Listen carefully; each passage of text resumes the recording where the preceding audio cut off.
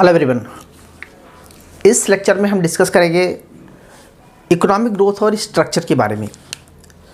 हमने पिछले क्लास में आपसे डिस्कस किया कि इकोनॉमिक ग्रोथ और इकोनॉमिक डेवलपमेंट है क्या, क्योंकि वहाँ पर आपको ये बताने का प्रयास किया कि दोनों में डिफरेंस है। Economic growth is related the quantitative change and economic development related quantitative and qualitative both. लेकिन क्लास यहाँ पर एक बात और आपको समझा देना चाहता हूँ कि जो ग्रोथ होता है वो कहीं ना कहीं डिपेंड होता है बहुत सारे वेरिएबल पे, और हर कंट्री अपना ग्रोथ करना चाहती है। और जब ग्रोथ करेगी तो वो ग्रोथ अगर रिफ्लेक्ट होकर के डेवलपमेंट होगा जब हेल्थ, एजुकेशन, इंफ्रास्ट्रक्चर्स, बहुत सारी चीज़ों पे एक्सपेंडिचर होता है और फिर क्वालिटेटिव भी चेंज आता है। तो एक कंट्री का जो लिविंग स्टैंडर्ड है टोटली चेंज होता है, पॉवर्टी हो गया कम होता है, एम्प्लॉयमेंट कम होते हैं, बढ़ते हैं, और इन सब चीज़ों से हम एक डिसाइड करते हैं कि इकोनॉमिक ग्रोथ कर रही है।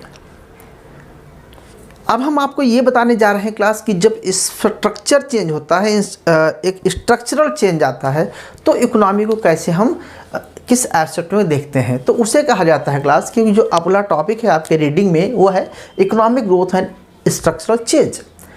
सो आपको इकोनॉमिक ग्रोथ कंसेप्ट क्लियर है। अब मैं इसी से रिलेटेड आपको बहुत डेप्थ में ले जाऊंगा क्लास, और आपको समझाऊंगा कि इस पूरे चैप्टर को आप लर्न कैसे करेंगे, क्योंकि आप बोलते हैं सर इतना डेटा है कौन याद करेगा, इतने सारे टेबल्स हैं कैसे हम इसको लर्न करें। तो इसका मैं सीधा सा सरल तरीका बता देता हूँ, और आपको इतने सारे हेडिंग और टाइटल भी और इतने सारे वो क्या पॉइंट भी नहीं याद करने हैं। मैं आपको तरीका बताता हूँ क्लास। इससे क्या होगा कि आपका पूरा जो कंसेप्ट है एक ही बार में क्लियर हो जाएगा। टॉपिक को देखते ही आप समझ जाएंगे कि मुझे इसमें क्या लिखना है, और एक टीचर की रिस्पॉन्सिबिलिटी क्या है। एक टीचर आपको क्या देना चाहता है क्लास, कि उस चीज़ को कैसे हम ईजी वे में लर्न करें। सो आपको मैं इजी वे में लर्न कराना चाहता हूँ क्लास। ध्यान से समझने वाली बात है क्लास। हमने स्टार्टिंग में देखिए किया कि स्ट्रक्चरल चेंज, तो स्ट्रक्चरल चेंज होता क्या है, किसी भी इकोनॉमी का स्ट्रक्चर कैसा है पहले आपको ये देखना पड़ेगा।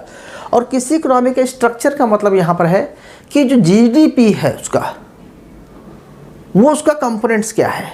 जैसे अगर हम डेवलपिंग कंट्री की बात करें, या अंडर डेवलपमेंट कंट्री की बात करें, या डेवलप कंट्री की बात करें, तो तीनों कंट्री का आपने देखा कि डिफरेंस होता है।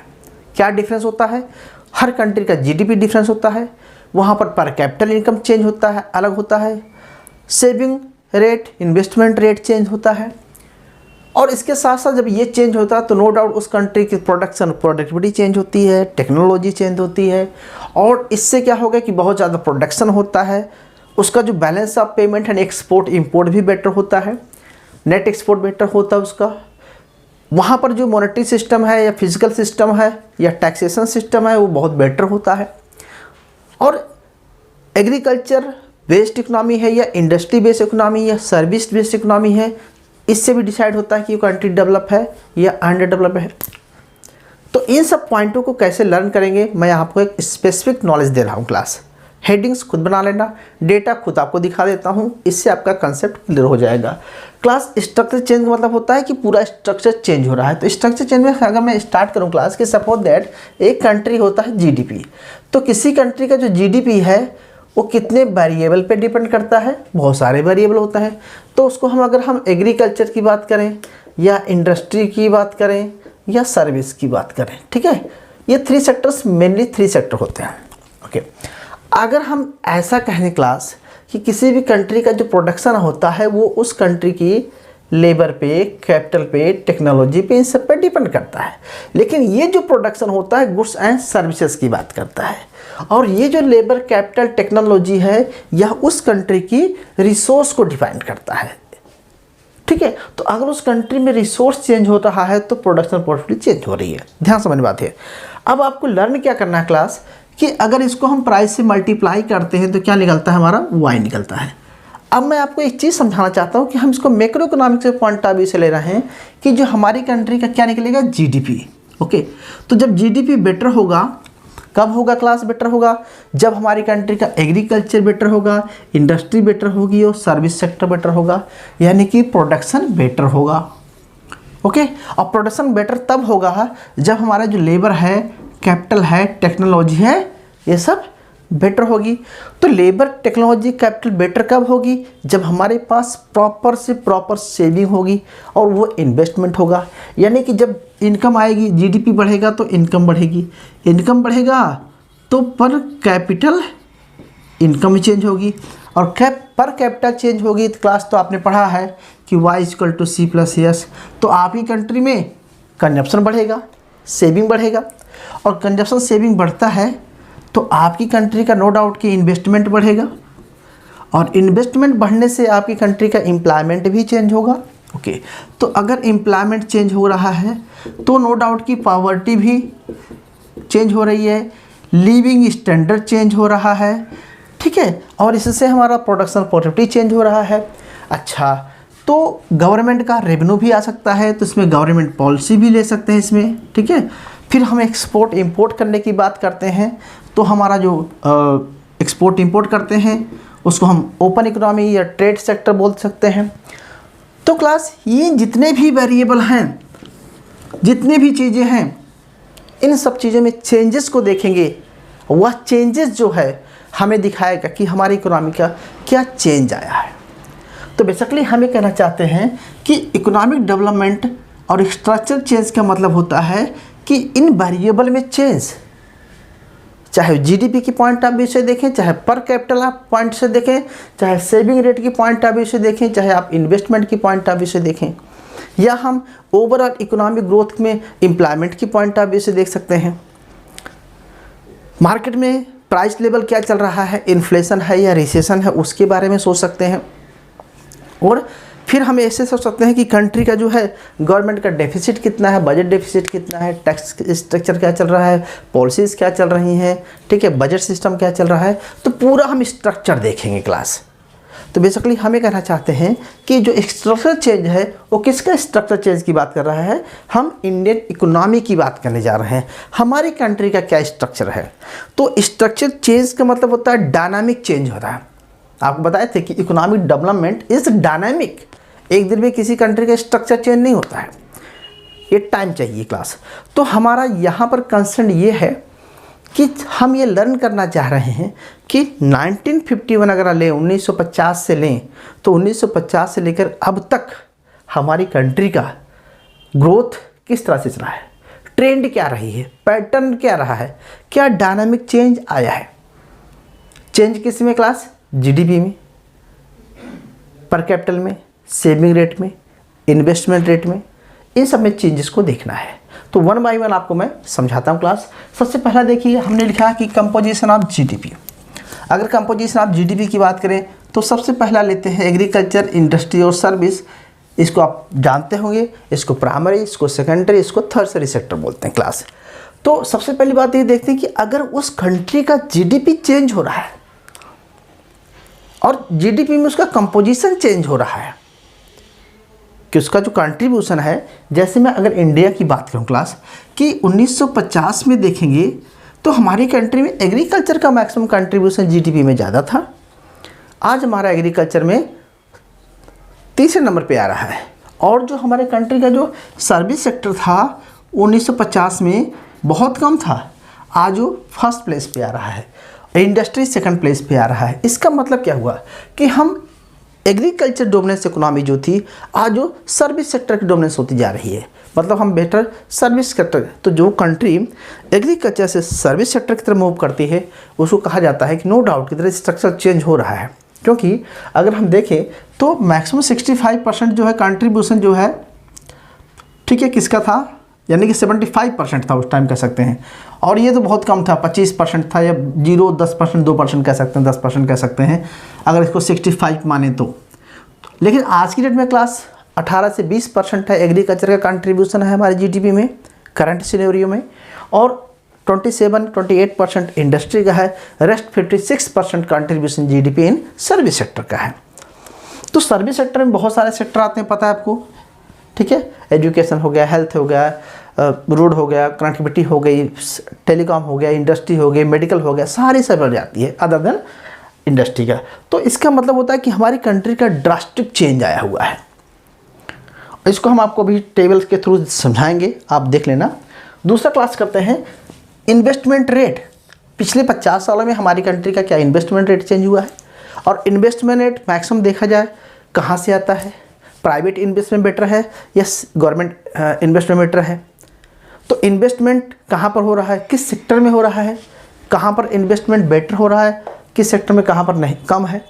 तो यह इसमें भी इन्वेस्टमेंट रेट भी चेंज आया है, और हमारा इन्वेस्टमेंट नियर अबाउट 30% लेकर के 40 के बीच ही रहा है अभी तक, ठीक है। इसी तरह से अगर हम सेविंग रेट की बात करेंगे तो सेविंग रेट भी हमारी कंट्री का चेंज रहा है, क्योंकि जब जीडीपी चेंज होगा तो हमारा सेविंग इन्वेस्टमेंट दोनों चीज़ें चेंज होंगी। तो सेविंग रेट में क्या चेंजेज आए हैं हम आपको ये देखना पड़ेगा। तो आप ये इसको बता सकते हैं कि ये भी 32 से लेकर के 39 या 40% के बीच में रहा है अभी तक सेविंग, ठीक है।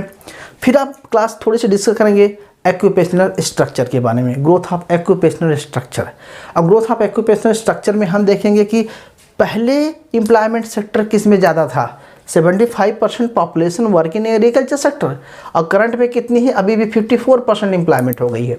ऐसे अगर 25% पॉपुलेशन थी, लेकिन देखा जाए क्लास तो आज की डेट में पॉपुलेशन अभी भी एग्रीकल्चर डोमिनेंट सेक्टर बना हुआ है, लेकिन फिर भी इंडस्ट्री में भी और सर्विस सेक्टर में भी एम्प्लॉयमेंट जनरेट हुआ है।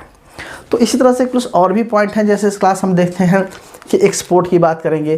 तो हमारी कंट्री का जो कंपोजिशन है, पहले हम क्या एक्सपोर्ट करते थे, आज हम क्या एक्सपोर्ट कर रहे हैं, पहले हम किन चीज़ों को इंपोर्ट करते थे, आज हम किस चीज़ का एक्सपोर्ट कर रहे हैं। जैसे बहुत सारे एग्जाम्पल हम आगे जब चलेंगे चैप्टर में तो पढ़ेंगे, लेकिन हम यहाँ पर सिंपली बता देना चाहते हैं आपको कि हमारी कंट्री का जो कंपोजिशन अब एक्सपोर्ट रहा है वो durable and non durable goods दोनों एक्सपोर्ट करते थे। अच्छा, इसमें डायरेक्शन भी देखना है कि किस कंट्री के साथ हमारा एक्सपोर्ट इंपोर्ट था, अभी किस कंट्री के साथ हमारा एक्सपोर्ट इंपोर्ट हो रहा है। साथ में हमें ये देखना है कि हमारा ओवरऑल पूरी कंट्री का मतलब वर्ल्ड में हमारा कितना % एक्सपोर्ट था, आज हमारा चेंज हुआ है। तो ये चेंजेस देखने हैं आपको। पॉपुलेशन के पॉइंट ऑफ व्यू से देख सकते हैं हम कि पॉपुलेशन में कितना चेंजेज आया है, ठीक है। आप इसको सेंसेक्स में देखा जा सकता है कि आज हम 102 करोड़ 121 करोड़ की बात कर रहे हैं। पहले हमारी पॉपुलेशन क्या थी, पहले डेथ रेट क्या थी, पहले बर्थ रेट क्या थी, पहले डेंसिटी क्या थी, पहले लिटरेसी रेट क्या चल रहा था, मोर्टेलिटी रेट क्या चल रहा था, अभी सारा चेंज हुआ है। इस तरह से क्लास हम मॉनेटरी फिजिकल पॉलिसी की बात करेंगे तो पहले देखेंगे कि बैंक रेट CRR या SLR कितने थे, आज कितना है। मार्केट में M1 M2 M3 money supply कितनी थी, आज मनी सप्लाई कितना ग्रोथ हुई है। मार्केट में प्राइस लेवल क्या चल रहा था, कितना था, कभी इन्फ्लेशन कभी रिसेशन, 1990 में मंदी, ठीक है, 2001 में, फिर 2008 में फिर डिप्रेशन, फिर ये प्राइस लेवल चेंज हो रहा है। बिजनेस साइकिल्स की बात करेंगे हम। फिजिकल बैलेंस में जाते हैं हम कि देखते हैं कि हमारे कंट्री का जो है टैक्सेशन सिस्टम क्या था। 1950 में टैक्सेशन का मैक्सिमम कंट्रीब्यूशन किस में था, आज हम किस चीज़ का मैक्सिमम कंट्रीब्यूशन है। डायरेक्ट टैक्स या इनडायरेक्ट से कंपोजिशन क्या है, मैक्सिमम कंट्रीब्यूशन जो है डायरेक्ट टैक्स का है कि इनडायरेक्ट टैक्स का है।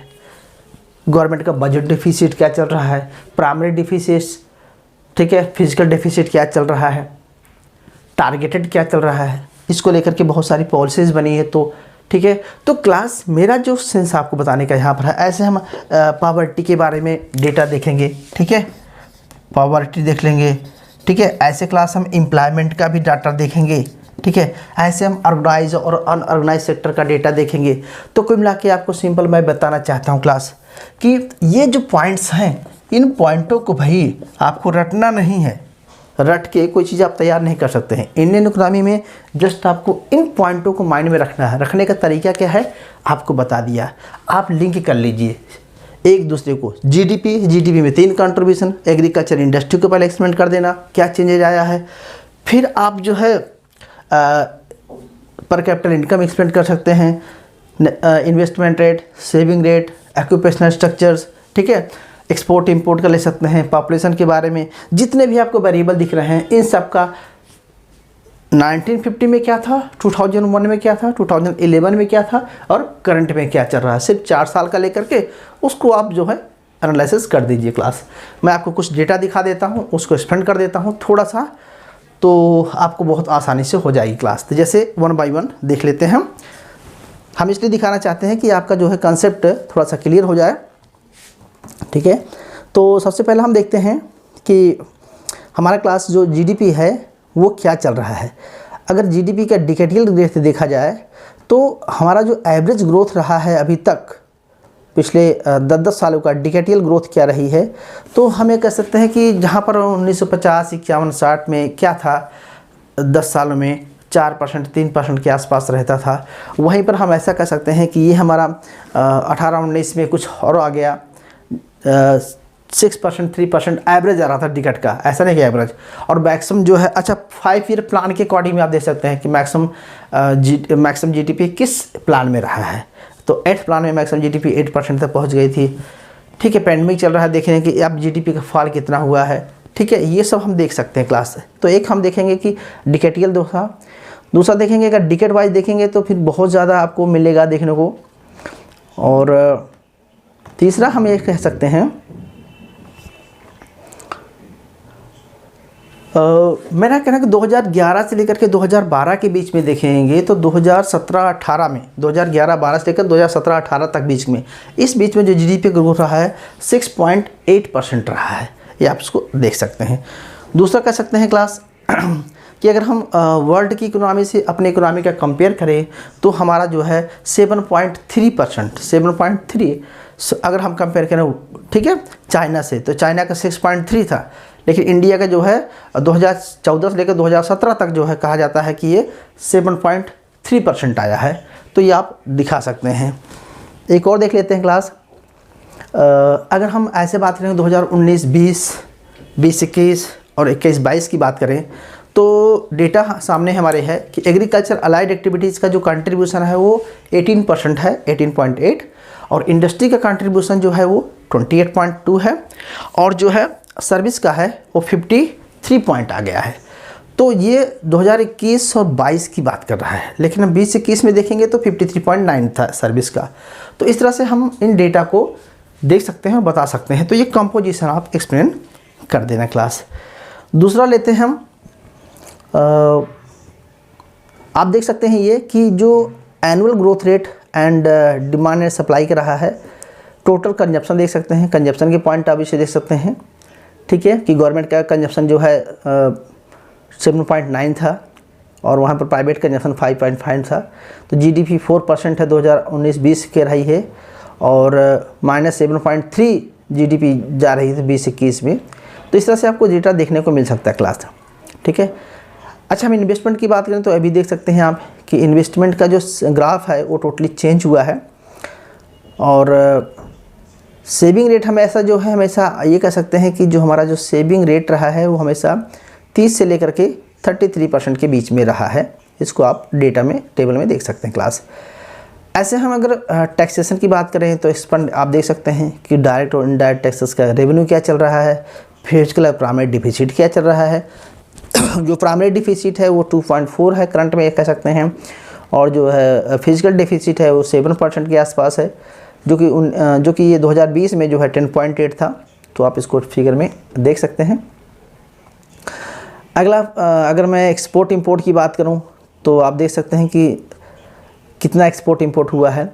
ठीक है, और अगर टैक्सेशन की बात करें क्लास तो कंपोजिशन ऑफ टैक्सेशन, ठीक है, इसको आप 1 बाय 1 देख सकते हैं कि क्या क्या चेंजेस आए हुए हैं, ग्रोथ ऑफ मेजर सेक्टर के क्या डेवलपमेंट रहे हैं, और मैक्सिमम कंट्रीब्यूशन किसका हुआ है। ठीक है, सो कॉर्पोरेट टैक्स जो है 3.5 हो रहा है इस टाइम, और जो कि ये 3.5 ही रुका हुआ है। और ये आप बेसिकली इसको हमें बहुत ज़्यादा डिटेल में जाके एनालिसिस करने की ज़रूरत है।